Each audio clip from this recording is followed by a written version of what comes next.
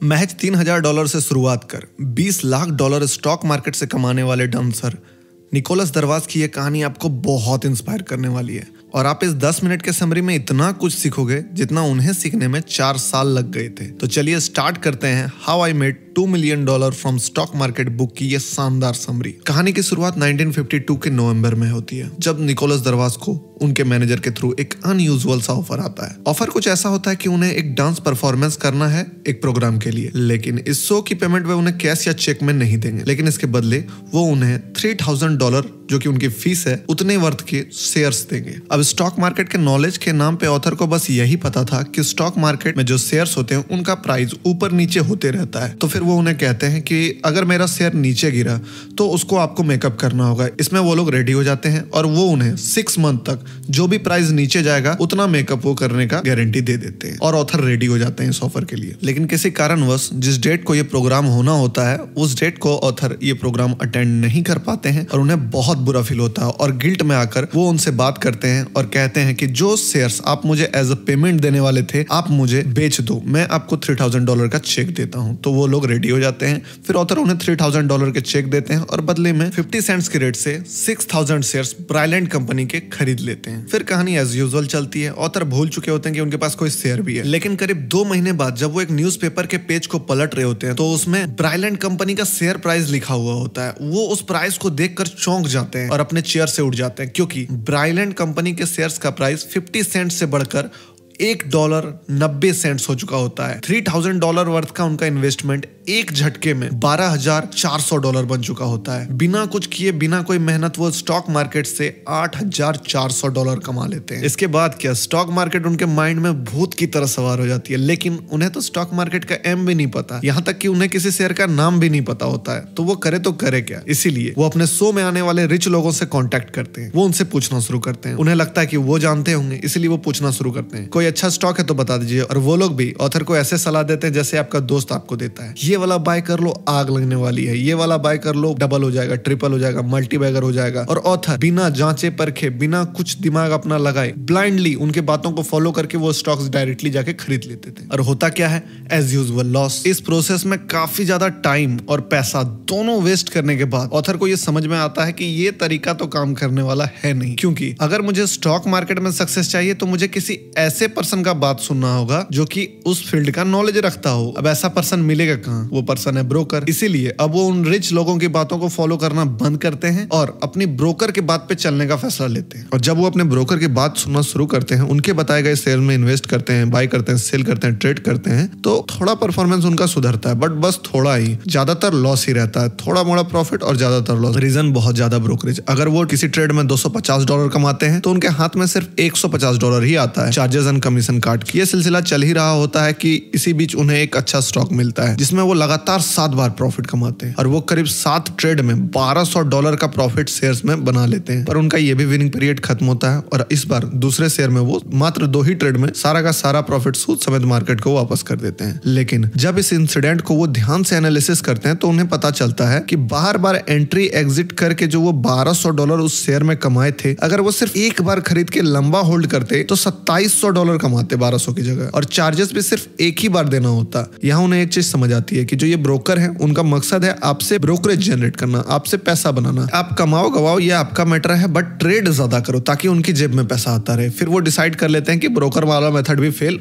हो चुका है, अब ये भी काम नहीं करेगा। मुझे अगर पैसा कमाना है यहाँ तो मुझे ही सीखना होगा। इसीलिए अब उनका ध्यान खुद को शेयर मार्केट के काबिल बनाने में लग जाता है। अब शेयर मार्केट सीखा कैसे जाए, देखिए बात 1952 की है। इन्फॉर्मेशन कहाँ मिलेगा, तो वो है मार्केट मैगजीन। मार्केट से रिलेटेड जो मैगजीन आता है हर वीक, ऑथर उस मैगजीन का सब्सक्रिप्शन ले लेते हैं और उस मैगजीन को वो ढंग से एनालिसिस करने लगते हैं। अब इस मैगजीन में कंपनी का एनुअल रिपोर्ट रहता है, कंपनी का न्यूज रहता है, बहुत सारे डील होते हैं, बल्क डील्स होते हैं। लेकिन इन सब के बीच ऑथर का नजर एक आर्टिकल पर पड़ता है, वो होता है कंपनी रेटिंग्स। जब ऑथर को कंपनी रेटिंग्स का कॉन्सेप्ट पता चलता है तो उनका दिमाग खुल जाता है। अभी तक वो बिना जाने बिना समझे किसी भी कंपनी में पैसा डाल रहे थे, पर यहाँ पे जो इंपॉर्टेंट बात उन्हें ट्रिगर करती है कि स्टॉक मार्केट में हजारों कंपनी है और उन सारे कंपनी का एक रेटिंग होता है, जैसे कि जो सबसे बेस्ट रेटिंग होता है वो AAA रेटिंग होता है। इस कंपनी का प्रॉफिट काफी अच्छा रहता है, बिजनेस काफी अच्छा रहता है और ये डिविडेंड भी काफी अच्छा देती है। इसके बाद जो कंपनीज आती हैं उनका AA रेटिंग रहता है, इसके नीचे A रहता है, उसी तरह उसके नीचे BBB, BB, B, और जो कंपनी लॉस में है, घटिया कंपनी है, डिविडेंड भी नहीं देती है, वो C कैटेगरीज वाली कंपनी है और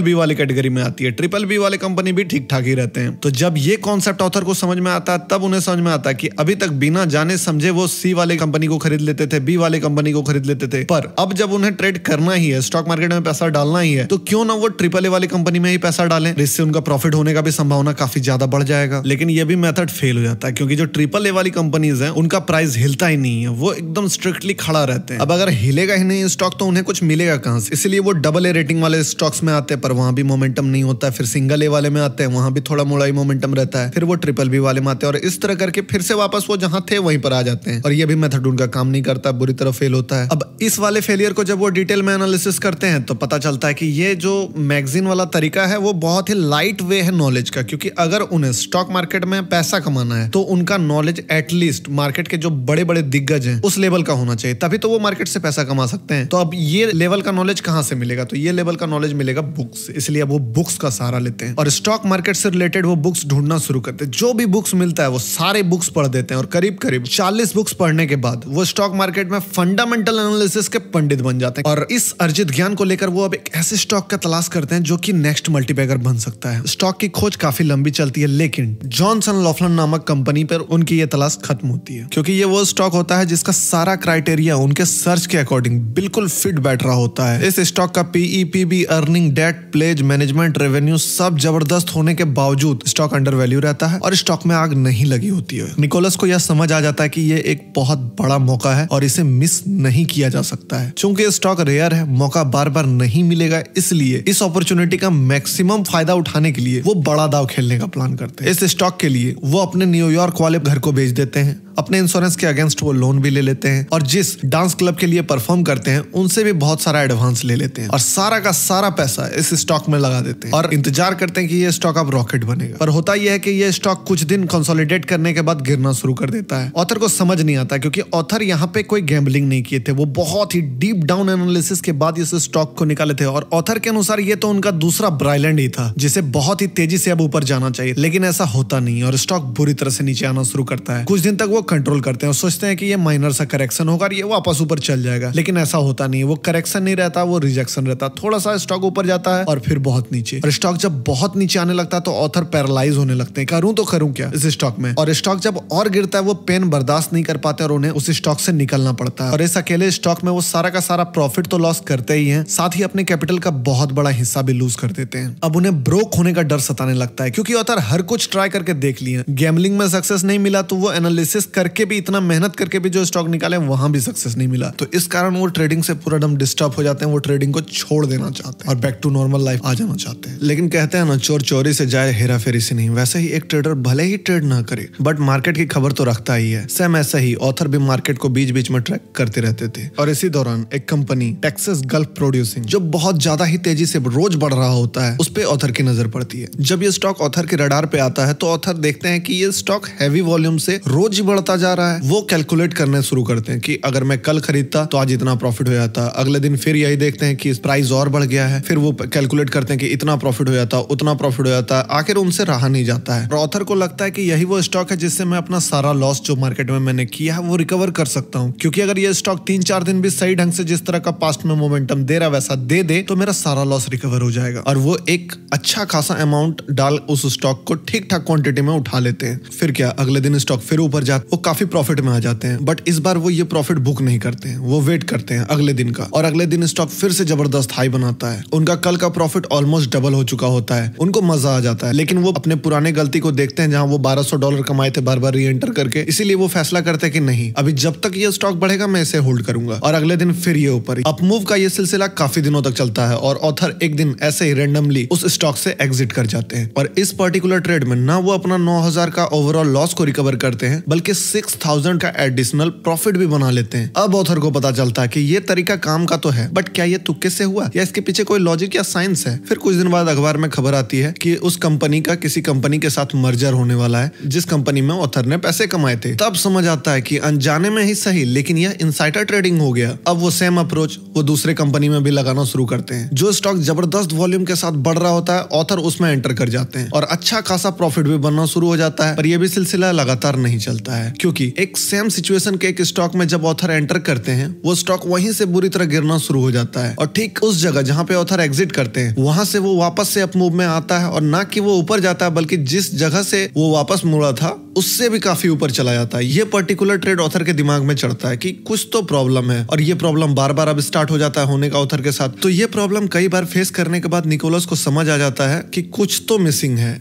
ऐसे एक दो तुक्का मार भी लें तो कभी सारा प्रॉफिट चला भी जाएगा। लॉन्ग टर्म गेम में ऐसा नहीं चलने वाला है। मुझे ये प्रोसेस को एक सिस्टमैटिक ढंग से करना होगा, proper entry exit stop loss plan के साथ। इसीलिए अब वो जिन स्टॉक में ट्रेड लिए थे उनका प्राइस मोमेंटम पेन पेपर पे उतारना शुरू कर देते हैं। 1952 में टेक्निकल एनालिसिस करना इतना इजी नहीं था। सारा कुछ पेन पेपर में ड्रॉ करने में काफी समय लगता है, पर उन्हें उनके हैंडमेड चार्ट्स पे एक पैटर्न नजर आता है। ये पैटर्न है एक बॉक्स। इन सारे स्टॉक्स में एक कॉमन चीज है कि ये जो सारे स्टॉक्स थे वो एक ट्रेडिंग रेंज को तोड़ के बाहर निकले थे। सारे स्टॉक्स एक ट्रेडिंग रेंज बना रहे थे और इसी रेंज में वो ऊपर नीचे प्राइस होता रहता था। फॉर एग्जांपल 12 से 24 का रेंज का ये स्टॉक 12 आता था, फिर ऊपर जाते जाते 24 आता था और फिर वहां से नीचे आने लगता था। कहां तक? 12 तक।